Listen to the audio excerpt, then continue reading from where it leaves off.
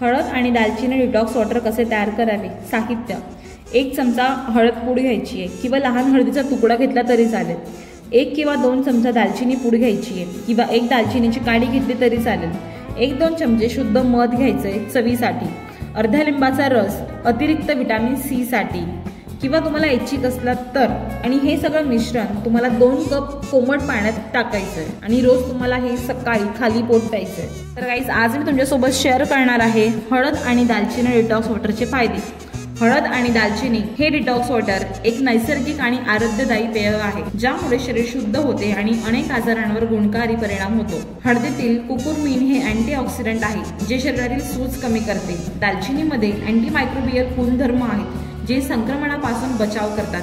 हळद लिव्हरची कार्यक्षमता सुधारते आणि नैसर्गिक डिटॉक्स प्रक्रियेला चालना देते।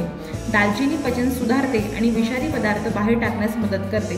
हळद आणि दालचिनी रक्तातील साखर नियंत्रित ठेवतात, ज्यामुळे भूक कमी लागते आणि चरबी कमी होण्यास मदत होते। मेटाबॉलिझम वाढण्यासाठी हे प्रभावी आहे। हळद पचनतंत्र शांत करते, तर दालचिनी गॅस व अपचन कमी करण्यास मदत करते।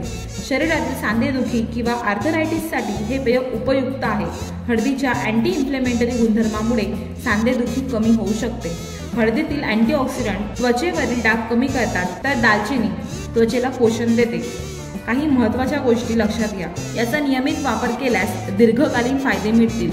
हळद व दालचिनी ऑर्गॅनिक असतील तर अधिक चांगले। जर तुम्हाला पित्ताचा त्रास असेल तर प्रमाण कमी ठेवा। रक्त पातळ करणारी औषधे घेत असल्यास डॉक्टरांचा सल्ला घ्या।